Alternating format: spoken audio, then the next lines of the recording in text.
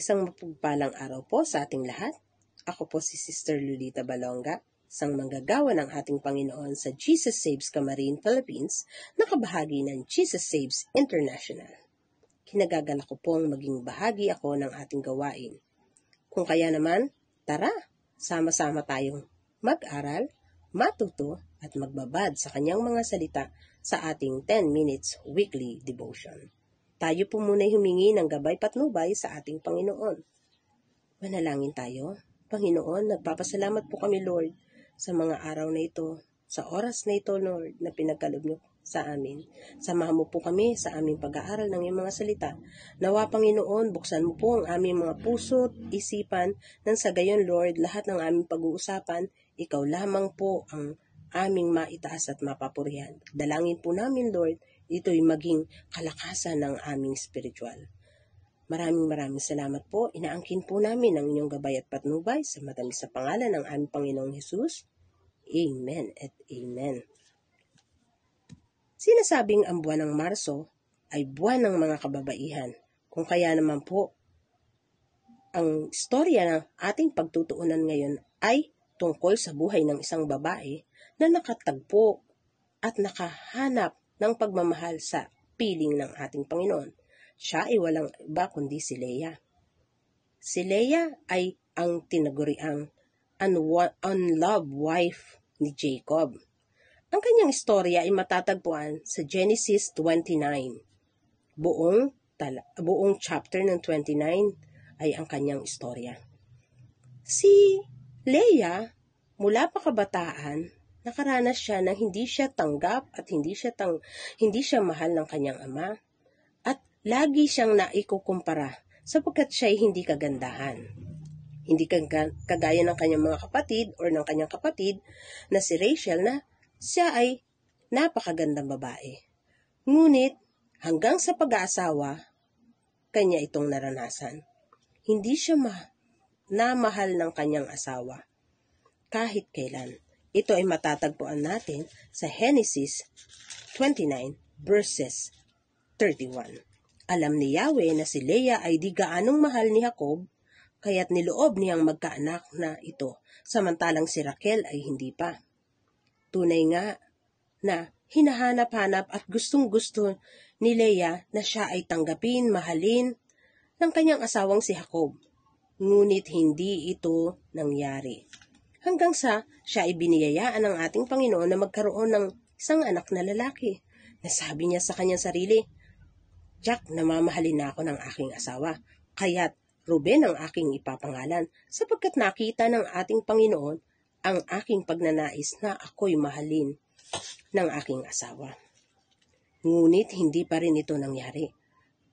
Kung kaya't muling nanganak si Leah at ang kanyang naging anak ay pinangalanan niyang Simeon, or ang ibig sabihin ay narinig. Sa isip niya, narinig ng Panginoon ang kanyang dalangin, kaya't gayong dalawa na ang kanyang anak, mamahalin na siya ng kanyang asawa. Ngunit hindi pa rin ito nagganap. Kung kaya't muling nanganak si Leah sa kanyang pangatlong pagkakataon, at ang kanyang anak ay naging lalaking muli. Tinawag niya itong Libay. Sabi niya sa kanyang sarili, Libay ang aking ipapangalan sa batang ito, sapagkat ito ay nangangahulugang ito ang magkokonek sa akin sa aking asawang si Jacob. Muli, hinanap ni Leah na siya ay mahalin at i-acknowledge ng kanyang asawang si Jacob, ngunit hindi ito nangyari.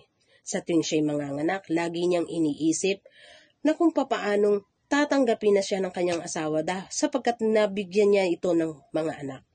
Ngunit hindi ito nangyari.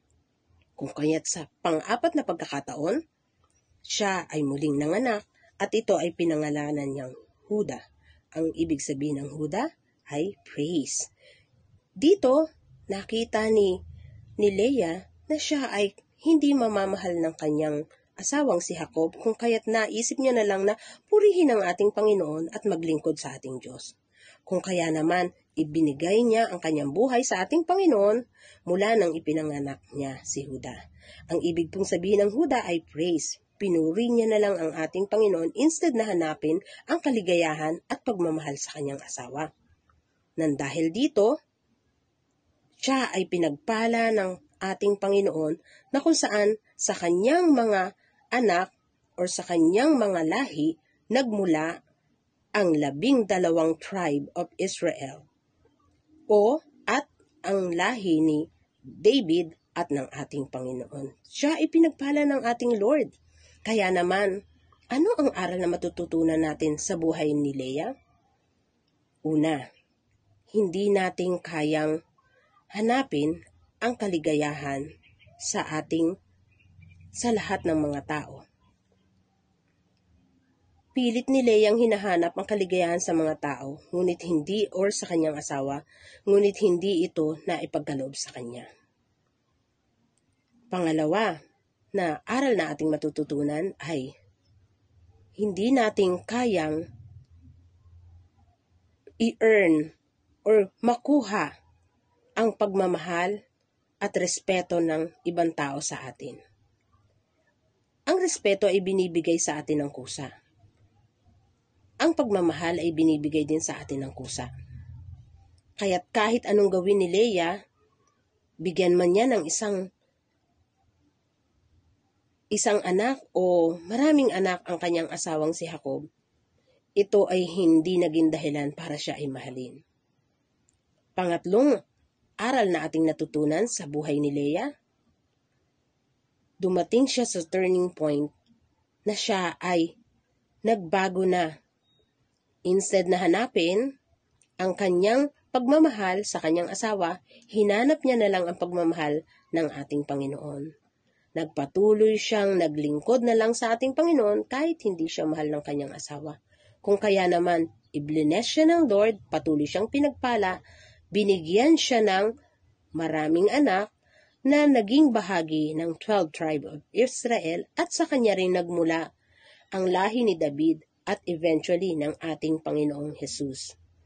Kung kaya naman, nais kong sabihin sa inyo na ang buhay ng tao, na ikaw bilang babae, mahalaga ka sa harapan ng ating Panginoon.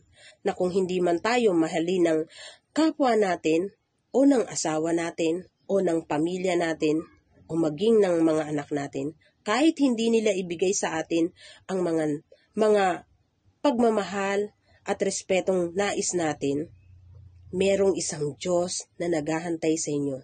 Merong isang Diyos na magmamahal sa iyo at nakikita niya ang lahat ng iyong pagsisikap. Kung kaya naman, nais niyang ikaw ay pagpalain. Wala tayong ibang gagawin kung hindi ang maglingkod, tanggapin ang pagmamahal ng ating Panginoon at purihin siya sa ating buhay.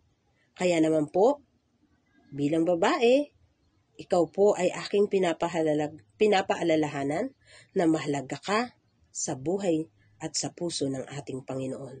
Kung kaya naman, siya lamang ang ating purihin at paglingkuran. Magandang gabi po or magandang araw po sa ating lahat. Binabalik ko po sa ating Panginoon ang lahat ng papuri. Amen. We are a light shining bright in the dark. We bring His might. Jesus saves, He's the way, guiding us to brighter days.